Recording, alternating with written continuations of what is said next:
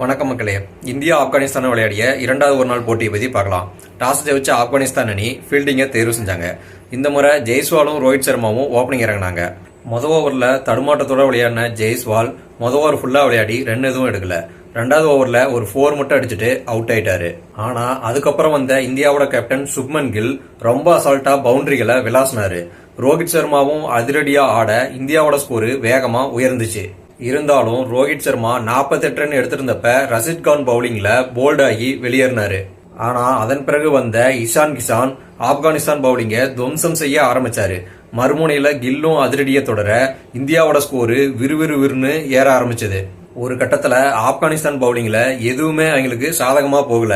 பட்டதெல்லாம் 4-6ன்னு போக என்ன பண்றதுன்னே தெரியாம விழிப்பிதுங்கி நின்னாங்க ஆப்கானிஸ்தான். சுப்மன் கில், இஷான் கிஷான் இருவருமே சதமடிக்க இந்தியாவோட ஸ்கோரு 36 ஓவர்களுக்கெல்லாம் 300 ரன்களை தாண்டிருச்சு. இந்திய ரசிகர்கள் இந்தியா 450 ரன்களுக்கு மேல அடிக்கும் அப்படின்னு எதிர்பார்த்தாங்க. ஆனா சதம் அடிச்ச பின்னாடி அதிரடியை மேலும் உயர்த்தின இஷான் கிஷான் 125 ரன்களுக்கு அவுட் ஆக இந்தியாவோட ரன் வேகம் குறைஞ்சது. ஒரு பக்கம் சுப்மன் கில் நிதானமா விளையாட இன்னொரு பக்கம் விக்கெட்டுகள் சரிய ஆரம்பிச்சது. சுப்மன் கில்லும் 154 ரன்களுக்கு அவுட் ஆக மீதமுள்ள ஓவர்களை ஆட பேட்ஸ்மேன்கள் இல்லாததால பவுலர்கள் சிங்கிள்ஸும் டாட் பாலும் ஆட வேண்டியதா போச்சு. ஒரு வழியா இந்திய அணி 402 ரன்கள் அடிச்சு ஓவர்கள் முடிய ஒரு பால் இருக்கவே ஆல் அவுட் ஆனாங்க. 50 ஓவர்கள்ல 403 ரன்கள் அடிச்சா வெற்றி அப்படிங்கிற இமாலய இலக்கை நோக்கி பேட்டிங் ஆட வந்தாங்க ஆப்கானிஸ்தான். ஆப்கானிஸ்தான் அணிக்கு இலக்க நினைச்சாலே ஜெயிப்போங்கிற நம்பிக்கை போயிருக்குங்க. இருந்தாலும் குர்பாஸ் மட்டும் இலக்க துரத்துவது போல அதிரடி காட்டினாருங்க.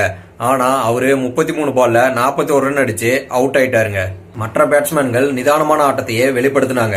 அவங்களால இலக்க நெருங்குற அளவுக்கு அதிரடியான ஆட்டத்தை வெளிப்படுத்த முடியலங்க.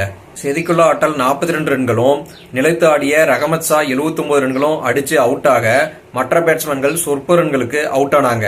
ஆப்கானிஸ்தான் அணி 232 ரன்களுக்கெல்லாம் ஆல் அவுட் ஆயிட்டாங்க. அதனால இந்தியா 170 ரன்கள் வித்தியாசத்துல அபார வெற்றி பெற்றதுடன் தொடரையும் 2-0 அப்படின்னு கைப்பற்றினாங்க. இந்திய கேப்டன் சுப்மன் கில்லுக்கு player of the match award வழங்கப்பட்டது. நன்றி மக்களே.